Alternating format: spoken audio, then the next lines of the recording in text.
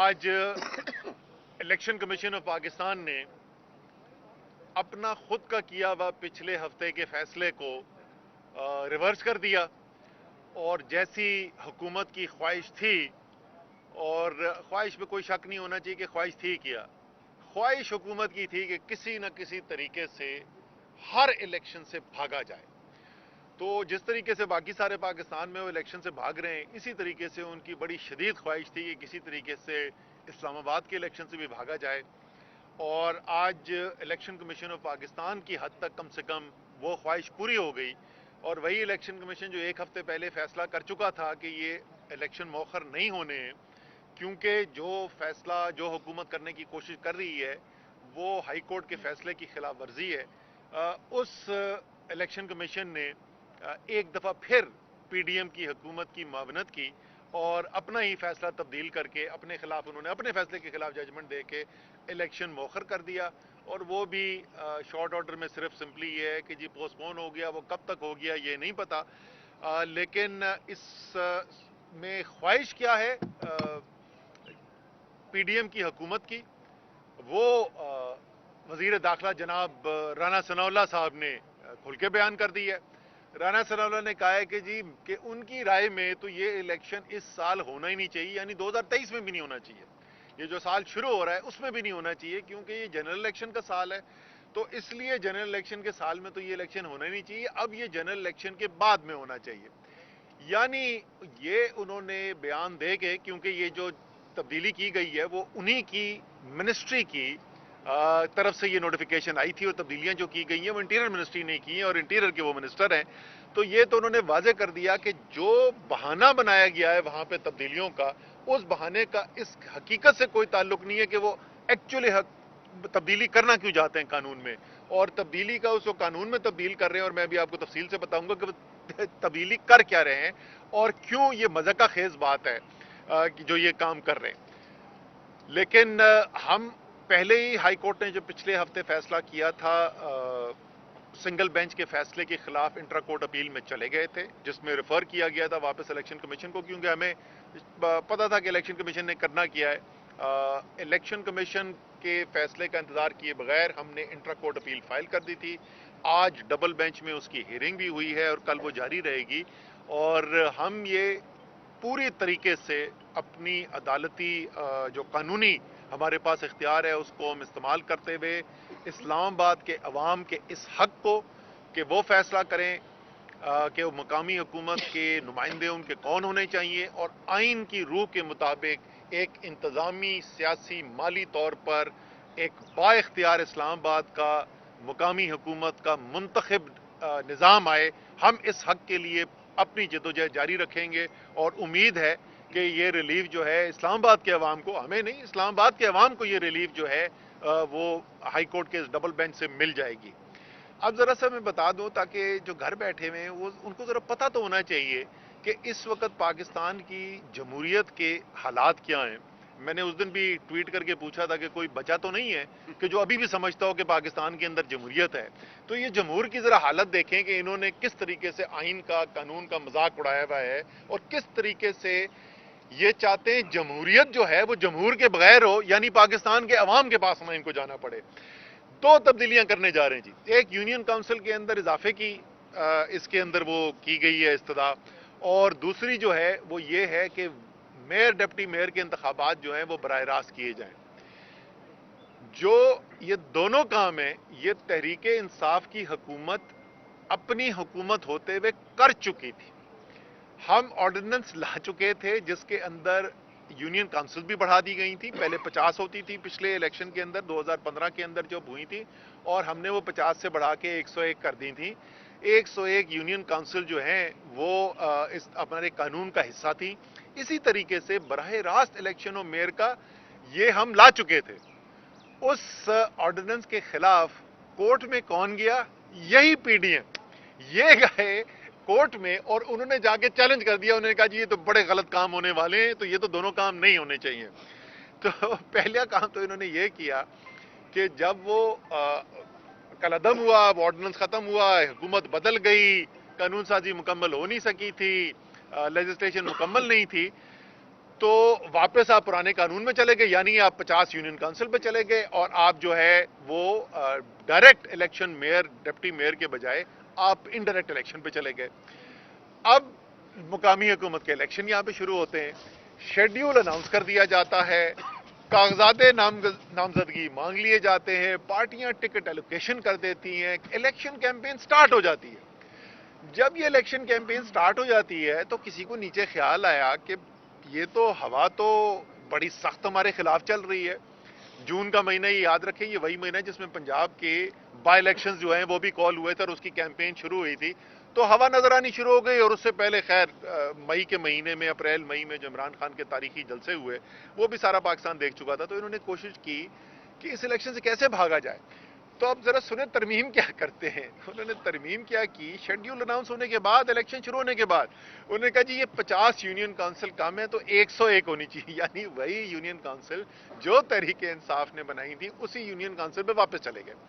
یہ جب واپس آئے تو الیکشن کمیشن نے کورٹ کے اندر چلا گیا معاملہ، ہم لوگوں نے چیلنج کیا کورٹ کے اندر کے، الیکشن کمیشن نے کہا کہ جی یہ دیکھیں یہ تو نہیں ہونا چاہیے، شیڈیول اناؤنس ہو گیا ہے، شیڈیول اناؤنس ہونے کے بعد تو یہ نہیں کرنا چاہیے، لیکن اگر یہ کرنا چاہتے ہیں تو انہوں نے کورٹ سے ریکویسٹ کی کہ آپ ان کو یہ پابند کریں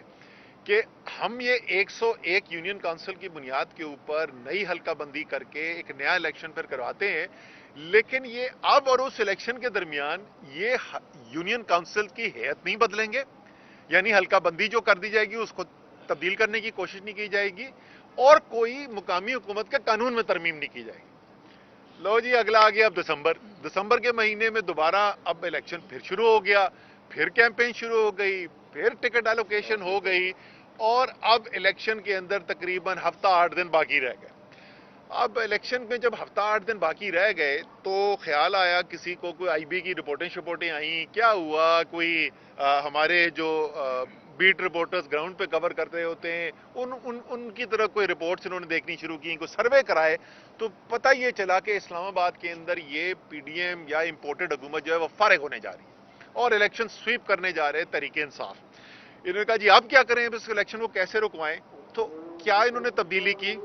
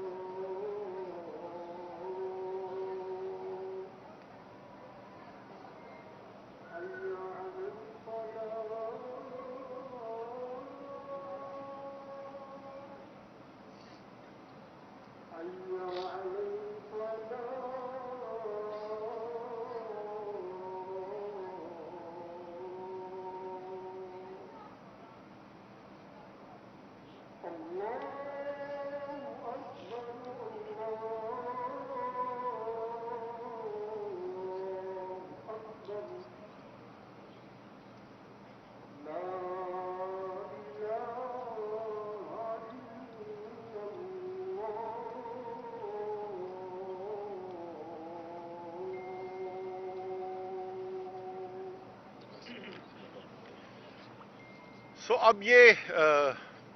پریشانی ہوئی کہ اب کیسے الیکشن سے بھاگا جائے، تو اب تبدیلیاں انہوں نے کیا کی کہ جو جون کے مہینے میں یونین کونسلز نئی آبادی کے لحاظ سے 101 बनाई गई थी, आखिरी जो सेंसस हुआ था उसकी बुनियाद के ऊपर, बगैर किसी तब्दीली के, बगैर किसी नए सेंसस के, और 6 महीने में कितने बच्चे पैदा हो गए इस्लामाबाद में, कितनी तादाद बदल गई। 205 मिलियन। तो उन्होंने कहा जी अब 125 यूनियन काउंसिल की जरूरत पड़ गई है,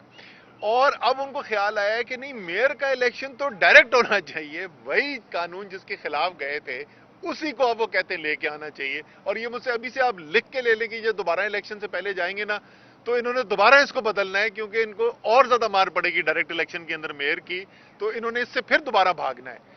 सो ये सूरत हाल है। किसी भी तरीके से पाकिस्तान में जमहूरी अमल को आगे चलने नहीं देना, ये इनका मुतफ़िका फैसला है। लेकिन ये बात, ये कभी कभी होता है, शाज़ो नाज़िर होता है, लेकिन एक बात के ऊपर तो मेरा राना सनाउल्लाह से मुकम्मल तौर पे इत्तेफाक है। 2023 इलेक्शन का साल है, जनरल इलेक्शन इस साल के अंदर होने वाले हैं। बहस सिर्फ ये हो सकती है कि किस महीने में होना है, ये अप्रैल के महीने में होगा या ये अक्टूबर के महीने में होगा, इतनी सी बहस रह गई है। इंशाअल्लाह ताला पाकिस्तान के अवाम को ये हक मिलेगा कि वो फैसला करेंगे कि पाकिस्तान को किधर लेके जाना है, और पाकिस्तानी कौम ने क्या फैसला करना है ये हमें तो पता ही है, लेकिन हमसे ज़्यादा वाज़ेह तौर पे ये इस इम्पोर्टेड हुकूमत को पता है कि अवाम ने इनको सियासी तौर पर दफन कर देना है। इस जो आज फैसला है इलेक्शन कमीशन का, उसके खिलाफ जैसे मैंने पहले कहा कि हम ऑलरेडी कोर्ट के अंदर हैं, और हमारी अभी भी यही उम्मीद है कि कल जो है वो कोर्ट के अंदर से एक फैसला आएगा जो कानून के मुताबिक ज़ाहिर होगा, और इलेक्शन की तरफ हम जाएंगे। तो तमाम हमारे लोग जो इस वक्त फील्ड के अंदर काम कर रहे हैं, तहरीक इंसाफ के लोग जो मुकामी हुकूमत के इलेक्शन के लिए काम कर रहे हैं, उन सबको हिदायत ये है कि उन्होंने काम रोकना नहीं है और अपना काम जारी रखना है।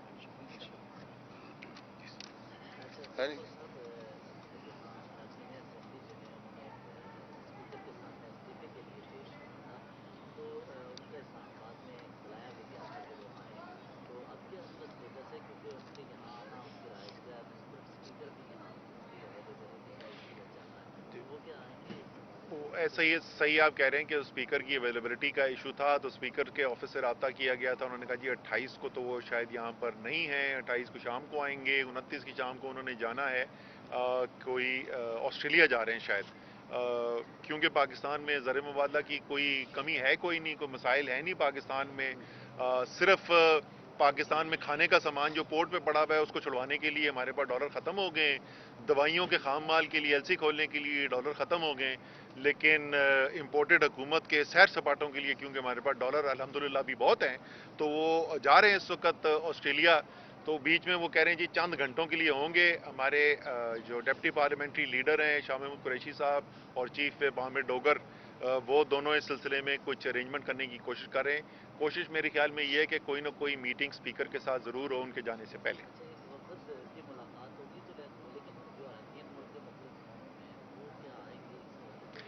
नहीं, वो क्योंकि टाइम स्पीकर साहब अभी देने को तैयार नहीं है, तो इसलिए अभी जो है वफ्त की मुलाकात होगी, और उसके अंदर यही तय करना है कि आप फिर मुतफ़िका को तारीख तय कर दें कि किस दिन जो है वो पूरे तमाम मेंबर्स को लेके आया जाए, ताकि इनकी ख्वाहिश पूरी की जा सके।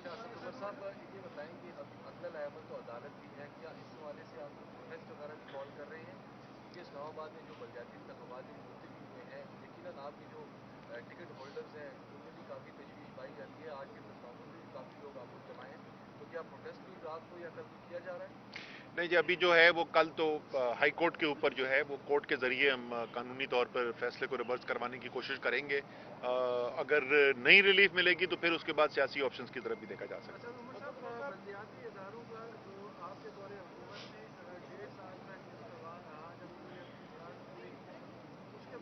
नहीं, 2021 में खत्म हुआ।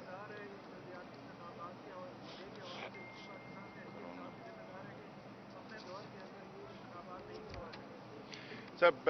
पहली बात तो तहरीक इंसाफ ने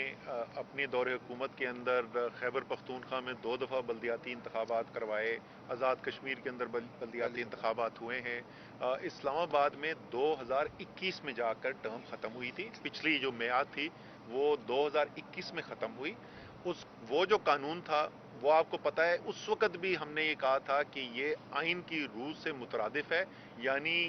मुकम्मल जो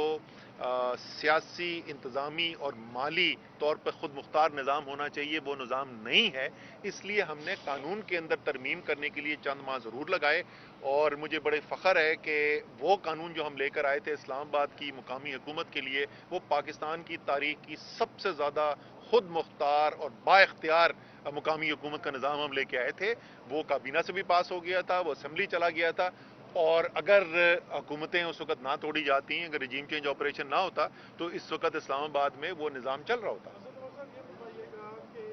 पंजाब असेंबली में बताया जा रहा है कि आपके पास 187 अरकान है। क्या वो 187 अरकान बैरून मुल्क मौजूद लोगों को मिलाकर हैं, और अगर नहीं तो वो लोग कब वापस आ रहे हैं? और ये फरमाइएगा कि क्या ये पॉलिटिकल बातचीत है कि कुछ नून लीग के लोग आपसे रास्ते में हैं, या इट्स अ फैक्चुअल पोजीशन? अच्छा जी, 187 टोटल लोग हैं, और उसके अंदर से कुछ लोग जो हैं, एक दो लोग जो हैं, वो उनको मैं ज़ाती तौर पे भी जानता हूँ, जो मुल्क से बाहर हैं, वो जिस दिन भी वोट होगा, वोट ऑफ कॉन्फिडेंस उससे पहले आ जाएंगे, वो कोई इशू नहीं है। वो टोटल 187 लोग जो हैं इस वक्त वो मौजूद हैं। जहाँ तक मुस्लिम लीग नून के राब्ते की, बिल्कुल 100% राब्ते में, और इसमें तो कोई मेरे ख्याल में ताज्जुब की बात होनी नहीं चाहिए। जिस तरीके से पंजाब के अंदर इस वक्त अगर हम गेट खोल दें तो प्रॉब्ली हमारे पास बंदे जमा करने की जगह कम पड़ जाएगी। देखो, इस वक्त पंजाब में सबको नजर आ रहा है कि जो हवा चल रही है इमरान खान की, और जो इस वक्त बल्ले का जोर है, तो बेतहाशा तादाद में लोग इंटरेस्टेड हैं। उसमें से जाहिर है जहां पे हमारे सिटिंग लोग मौजूद हैं, तो वो दूसरा बंदा जो है उसको पता है कि जी इधर तो मुझे जगह मिलनी नहीं है। लेकिन जहां जहां पे हमारे सिटिंग लोग मौजूद नहीं है, वहां पे बहुत सारी सीटों के ऊपर लोगों ने राब्ते बिल्कुल किए हैं। नंबर नहीं है बहुत सा, क्या मतलब? सर, वो नंबर हम, पहली बात तो नंबर डिस्क्लोज करते हुए जिस दिन वो खड़े हमने निकालना होगा, जिस दिन सामने लाना होगा, उस दिन कर देंगे। लेकिन बहुत सारे लोग हैं, वो 2-3 नहीं है।